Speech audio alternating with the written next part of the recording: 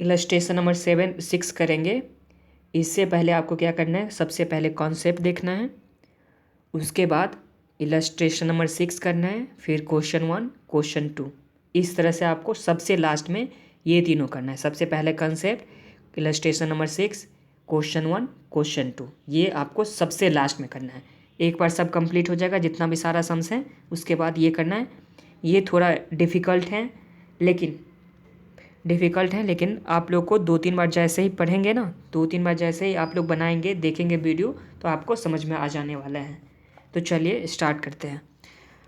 From the following summarised balance sheet of H limited and it's subsidiary S limited drawn up at 31 March 2017, prepare a consolidated balance sheet as at that date having regards to the following। First में क्या दे रखा हुआ है, reserve and profit and loss account of S limited is to 25,000 and 15,000 respectively on the date of acquisition of its 80% share by H limited on 1 April 2016। तो हम लोग को बनाना है कब का कंसोलिडेटेड बैलेंस शीट। तो कंसोलिडेटेड बैलेंस शीट बनाना है 31 March 2017 का। ये 1 April 2016 के दिन में क्या होता है, एक्विजिशन हुआ था। कौन, एच लिमिटेड अक्वायर किया था एस लिमिटेड को, जिस टाइम में रिजर्व 25,000 और प्रॉफिट एंड लॉस 15,000 दे रखा हुआ है। आगे सेकेंड नंबर पे, machinery book value of 1 lakh, furniture book value of 20,000 of S limited were revalued 1,50,000 and 15,000 respectively. तो मैशनरी में क्या हो रहा है, अपवर्ड हो रहा है रिवैल्यूएशन, तो इस टाइम में रिवैल्यूएशन प्रॉफिट आएगा 30,000 का। और फर्नीचर में डाउनवर्ड हो रहा है, तो फर्नीचर में के टाइम में 5,000 क्या आ जाएगा, लॉस आ जाएगा हम लोग को रिवैल्यूएशन ऑन 1 April 2016। तो ये 1 April 2016 के दिन का दे रखा हुआ, for the purpose of fixing the price of its share the rate of depreciation computed on the basis of useful life, machinery का 10% और फर्नीचर का 15%। तो डेप्रिसिएशन का रेट भी दे रखा हुआ है, रिवैल्यूएशन के लिए हम लोग को इन्फॉर्मेशन भी दे रखा है, तो हम लोग निकाल लेंगे। एडिशनल डेप्रिसिएशन भी निकालेंगे, या सेविंग इन डेप्रिसिएशन है वो भी हम लोग निकाल लेंगे। तो ये दे रखा हुआ है। आगे क्या दे रखा हुआ है, summarised balance sheet of H limited as on 31 March 2017। तो एच लिमिटेड का दे रखा हुआ है, एस लिमिटेड का दे रखा हुआ है बैलेंस शीट। बैलेंस शीट में क्या दे रखा हुआ है, equity and liabilities, share holders fund, share capital, share of 100 each. तो शेयर कैपिटल दोनों का दे रखा हुआ है, रिजर्व दे रखा हुआ है दोनों का। ये कब का दे रखा हुआ है, 31 March 2017 का। और ऊपर में इन्फॉर्मेशन किस कब का दे रखा था, 1 April 2016 का। तो ये तरह से हम लोग को दे रखा है बैलेंस शीट। फिर नॉन करेंट एसेट में फिक्स एसेट दे रखा हुआ है, मशीनरी दे रखा हुआ है, फर्नीचर दे रखा हुआ है, अदर नॉन करेंट एसेट दे रखा हुआ है। Non current investment, share in S limited 800 share eight 200 each, 800 share eight 200 each. कितने में खरीदा है, 1,60,000 में। तो यहाँ पे हम लोग का आ गया इन्वेस्टमेंट का भी कॉस्ट आ गया। कॉस्ट ऑफ इन्वेस्टमेंट कितना आ गया, 1,60,000। होल्डिंग कंपनी खरीद रखा हुआ है, 800 शेयर खरीदा है, आउट ऑफ कितना, ऑफ ₹200 ईच। 800 शेयर खरीदा है ऑफ ₹200 ईच। तो ये हम लोग का दे रखा हुआ है। अब चलिए हम लोग बनाना स्टार्ट करते हैं।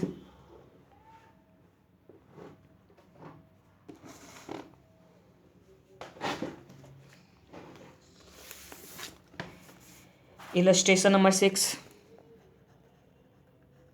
सम्स में क्या क्या दे रखा हुआ है, holding company, subsidiary company. Holding company कितना परसेंट, 80% शेयर अक्वायर कर रहा है। कितना परसेंट, 80% शेयर अक्वायर कर रहा है। कितने में अक्वायर कर रहा है, 1,60,000 में, जो बैलेंस शीट से हम लोग को आया था 1,60,000 में। ये था इन्फॉर्मेशन। अब सब्सिडरी कंपनी का 1/4/2016 के टाइम में रिजर्व दे रखा हुआ था एंड प्रॉफिट एंड लॉस दे रखा हुआ था। रिजर्व कितने का दे रखा हुआ था, 25,000 का। रिजर्व दे रखा हुआ था 25,000 का।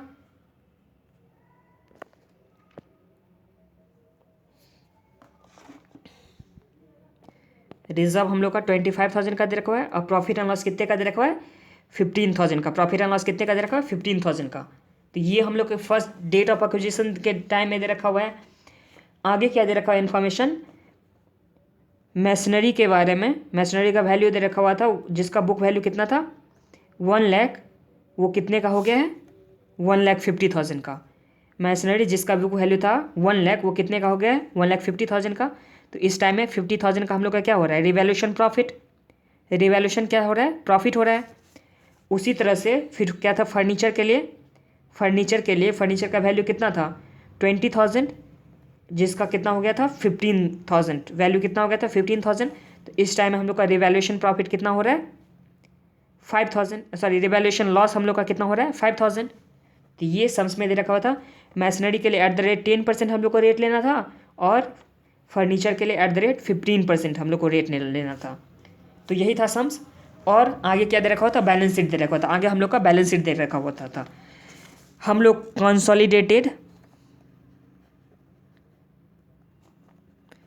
फाइनेंशियल स्टेटमेंट बनाने टाइम में, बैलेंस शीट बनाने टाइम में फर्स्ट में वर्किंग नोट में क्या बनाते थे net asset, statement of net worth या net asset, statement of net asset या नेटवर्थ, यही निकालते थे फर्स्ट में। दूसरा वर्किंग नोट में क्या निकालते थे दूसरा वर्किंग नोट में हम लोग निकालते थे माइनॉरिटी इंटरेस्ट। फिर हम लोग क्या निकालते थे गुडविल निकालते थे या रिजर्व, गुडविल या कैपिटल रिजर्व। आगे हम लोग फोर्थ में क्या निकालते थे रिजर्व एंड सरप्लस, यही निकालते थे ना।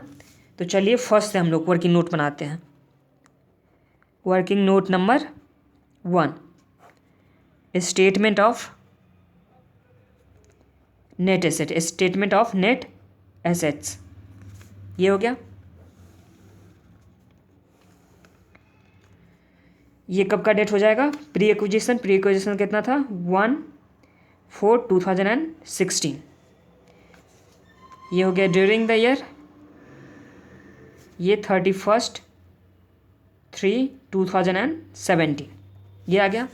फर्स्ट में क्या आता था इक्विटी शेयर कैपिटल।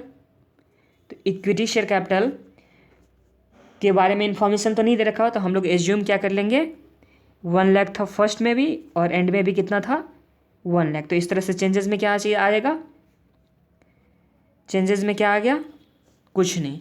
फिर रिजर्व एंड सरप्लस हम लोग सब्सिडी कंपनी का बना रहे हैं, ये बना रहे हैं। तो रिजर्व एंड सरप्लस में कितने दे रखा हुआ था 25,000 का रिजर्व एंड सरप्लस दे रखा हुआ था 1/4/2016 में। और ये कितना हो गया था 75,000। ये कहाँ से आया बैलेंस शीट से, ये कहाँ से इंफॉर्मेशन से। तो ड्यूरिंग द ईयर कितना बढ़ा है 50,000, ड्यूरिंग द ईयर कितना बढ़ा 50,000 का। आगे क्या दे रखा है profit and loss account.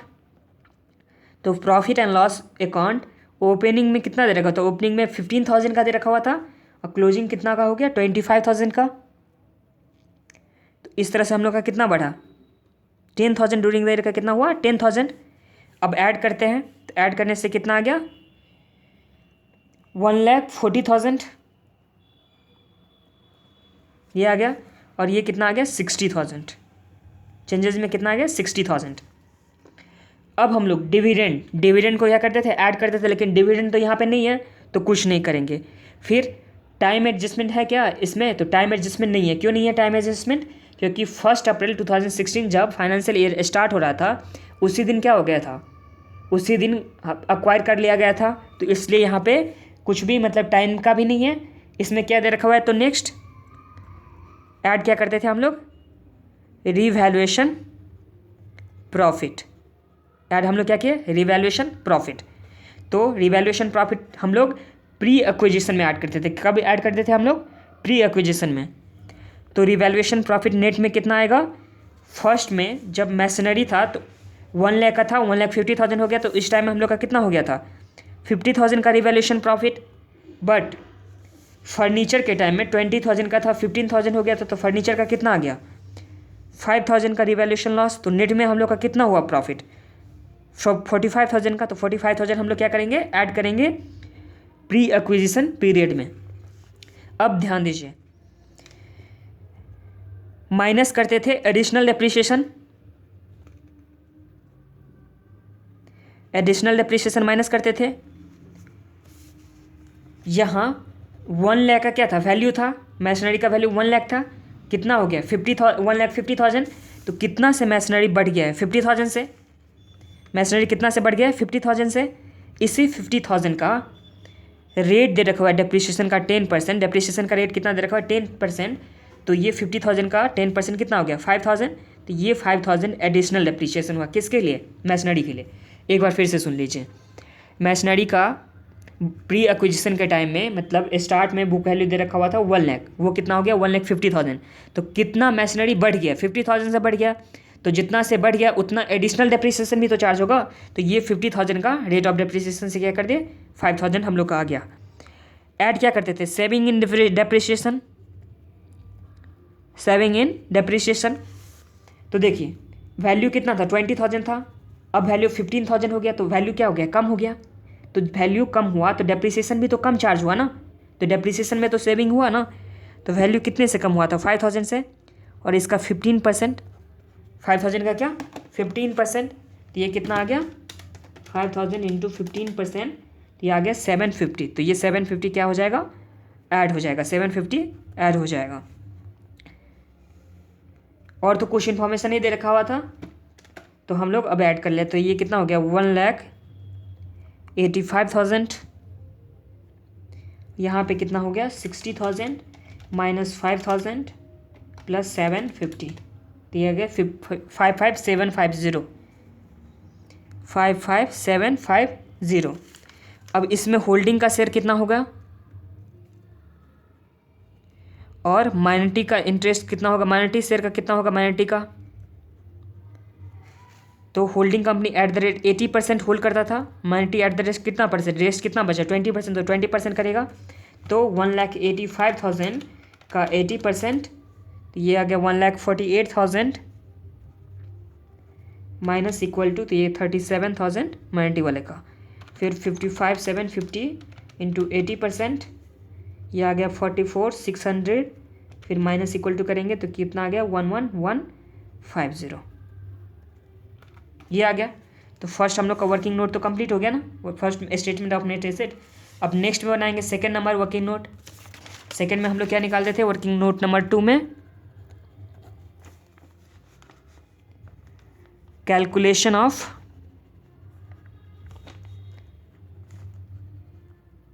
Minority interest.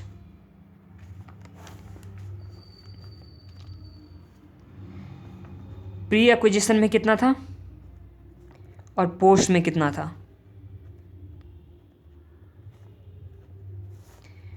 Pre acquisition के टाइम में कितना था और पोस्ट एक्विजिशन के टाइम में कितना था, माइनॉरिटी इंटरेस्ट दोनों को ऐड कर देंगे। तो प्री एक्विजिशन के टाइम में कितना था 37,000 और पोस्ट में कितना था 11,150, तो दोनों को क्या करना है ऐड करना है। 37,000 फिर 11,150 दोनों को ऐड कर देना है, तो ये कितना हो गया 48,150, 48,150, ये क्या आ गया माइनॉरिटी इंटरेस्ट। अब हम लोग को क्या निकालना है वर्किंग नोट नंबर 3, इसमें निकालना है calculation of goodwill. Calculation of goodwill, investment, investment कितने का क्या था 1,60,000 का, इन्वेस्टमेंट कितने में क्या गया था 1,60,000 का। अब यहाँ तो डिविडेंड का तो कोई चक्कर है नहीं, तो नहीं तो अगर डिविडेंड रहता रॉन्गली क्रेडिट अगर रहता डिविडेंड का तो हम लोग डिविडेंड को माइनस करते, लेकिन डिविडेंड तो है नहीं तो हम लोग माइनस नहीं करेंगे डिविडेंड को, माइनस क्या करेंगे नेट एसेट, या इसी को क्या बोलते हैं प्री एक्विजिशन एसेट्स। तो प्री एक्विजिशन एसेट्स हम लोग कितना निकाले हैं,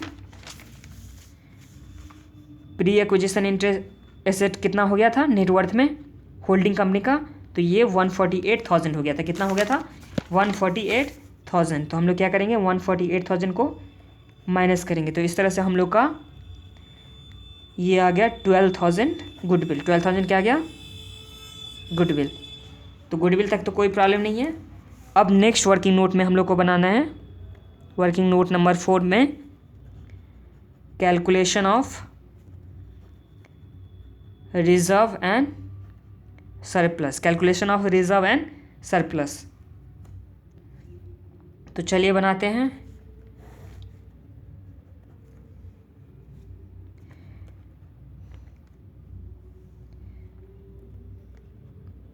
H limited reserve and surplus कितना दे रखा हुआ बैलेंस शीट में?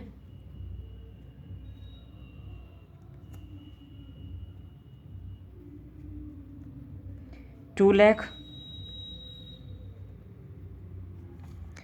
प्रॉफिट कितना दे रखा हुआ है? प्रॉफिट एंड लॉस 1 लाख, यही तो दे रखा हुआ है ना बैलेंस शीट में। अब पोस्ट एक्विजिशन प्रॉफिट, तो पोस्ट एक्विजिशन प्रॉफिट हम लोग निकाले थे। पोस्ट एक्विजिशन प्रॉफिट कितना निकाले थे होल्डिंग कंपनी का?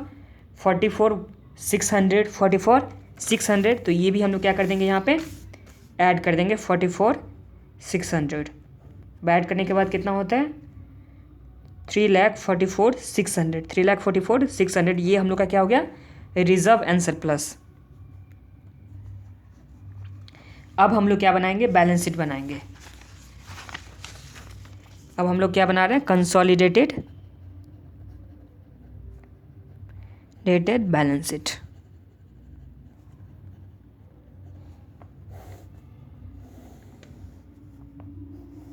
आप लोग को फॉर्मेट के साथ बनाना है।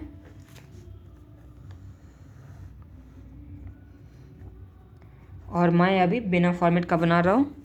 तो ये देखिए फर्स्ट में क्या आ गया? Share holder fund. Share holder fund में क्या है? Share capital.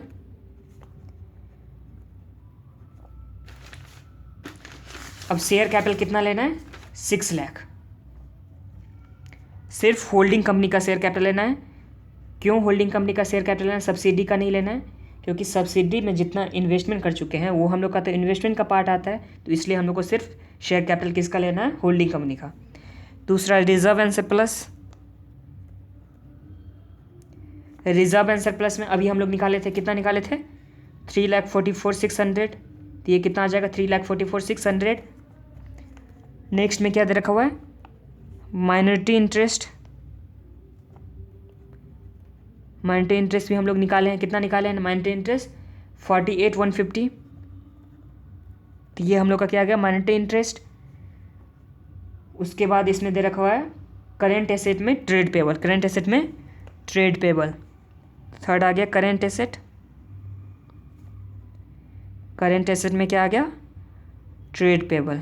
ट्रेड पेबल कितने दे रखा है? दोनों को ऐड कर देना है। तो 1,50,000 और 57,000, तो दोनों मिलकर कितना हो गया? 2,07,000। इस तरह से हम लोग क्या कर देंगे? इसको टोटल कर देंगे। और नेक्स्ट आगे एसेट में। एसेट में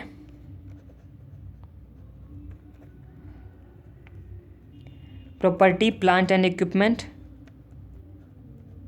प्रॉपर्टी प्लांट एंड इक्विपमेंट, इसमें टेंजिबल। टेंजिबल में हम लोग कितना निकाले हैं एसेट को? तो सबसे पहले होल्डिंग कंपनी का 3 लाख का मशीनरी। सब्सिडरी कंपनी का होल्डिंग कंपनी का 3 लाख का मशीनरी। होल्डिंग कंपनी का 1,50,000 का फर्नीचर। अब सब्सिडरी कंपनी में कितना हो गया था इसका प्राइस? 1,50,000। सब्सिडरी कंपनी में मशीनरी का प्राइस कितना हो गया था? 1,50,000। तो ये 1,50,000 आ गया। उसके बाद डेप्रिसिएशन इसमें से माइनस होगा। 1,50,000 में से क्या होगा? डेप्रिसिएशन माइनस होगा। डेप्रिसिएशन का रेट कितना था? 10%। तो कितना माइनस हो गया? 1,50,000 का 10%, तो 15,000 प्लस फर्नीचर कितने का हो गया था? फर्नीचर 15,000 का हो गया था। और इस फर्नीचर में क्या होगा? डेप्रिसिएशन माइनस होगा। तो डेप्रिसिएशन 15,000 का 15%, 15,000 का 15%, तो ये कितना आ गया? 2,250। अब हम लोग सबको ऐड और लेस कर लेते हैं, तो ये कितना जितना भी आ जाएगा वो हम लोग लिख देंगे। दूसरा इंटेंजिबल एसेट। इंटेंजिबल एसेट में क्या निकाले थे हम लोग? गुडविल। तो गुडविल कितने का था? 12,000 का, तो ये 12,000 लिख देते हैं। आगे क्या है? ये हो गया other non current asset. Other non current asset,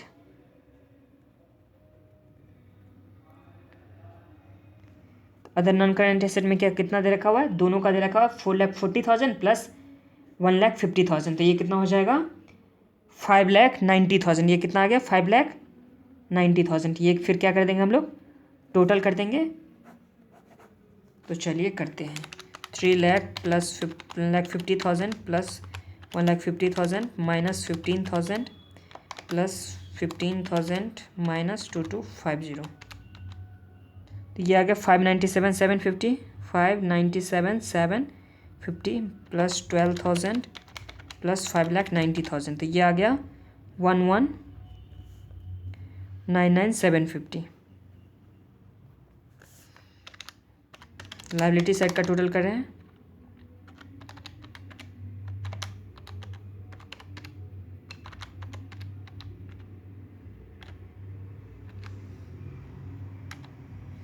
तो ये भी आ गया 11,99,750। तो इस तरह से हम लोग का आंसर मैच हो गया।